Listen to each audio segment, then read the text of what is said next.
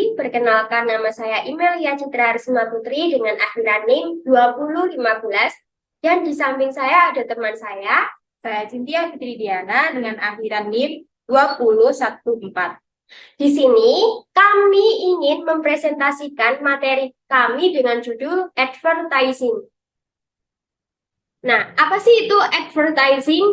Simak baik-baik ya teman-teman. Advertising adalah upaya atau proses mempersuasi target pasar untuk melakukan tindakan tertentu seperti membeli produk atau menggunakan layanan, membawa kesadaran terhadap suatu hal dalam bisnis ataupun perusahaan.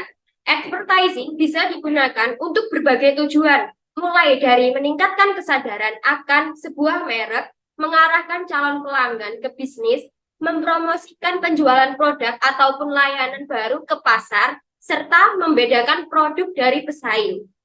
Nah, di sini tuh ada beberapa jenis dari advertising. Nah, jenis-jenis advertising ada dibagi menjadi 5. Yang pertama ada periklanan online, yaitu iklan yang disampaikan kepada audiens secara online. Biasanya terdapat pada Instagram, TikTok, Facebook, dan masih banyak lagi. Kemudian ada iklan cetak, yaitu iklan yang biasa ditemukan di media cetak seperti majalah, koran, dan lain sebagainya. Kemudian ada iklan televisi, yaitu iklan yang menggunakan media televisi untuk promosi produknya. Kemudian ada iklan outdoor, yaitu iklan yang menjangkau pelanggan saat berada di luar rumah. Kemudian yang terakhir ada penempatan produk, yaitu mempromosikan produk secara diam-diam melalui film-film yang ditayangkan. Kemudian ada fungsi advertising, yaitu dibagi menjadi 4, ada sumber informasi, sumber dana media, pembagian beban biaya, dan juga kegiatan ekonomi. Nah, sumber informasi sendiri berguna untuk agar iklan bisa memberikan informasi yang lebih banyak dan dibandingkan dengan yang lainnya. Kemudian sumber dana media, periklanan adalah salah satu sumber dana media yang menunjang media untuk tetap eksis. Kemudian yang ketiga ada pembagian biaya, di mana periklanan bisa membantu terciptanya skala ekonomi yang besar untuk setiap produk ataupun layanan.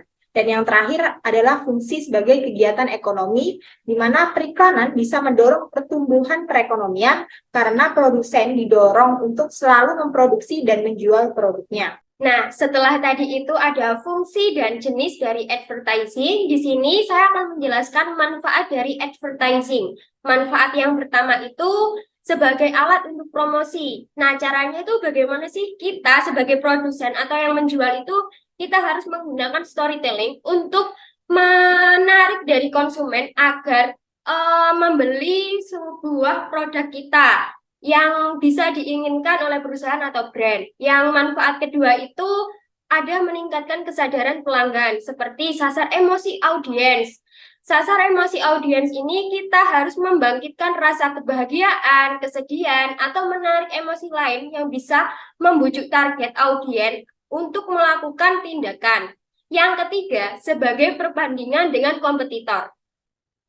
Iklan yang efektif seharusnya berfokus pada manfaat yang bisa diberikan produk atau layanan kepada target konsumen. Oleh karena itu, alih-alih menjelaskan mengenai fitur yang kita miliki, cobalah untuk membicarakan mengenai manfaat positif apa saja yang dapat pelanggan kita peroleh ketika menggunakan produk ataupun layanan yang kita tawarkan.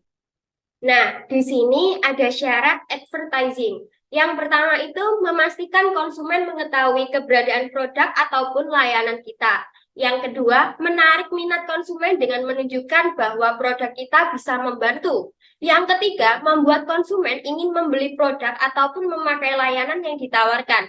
Yang keempat, mendorong pelanggan untuk mengambil tindakan.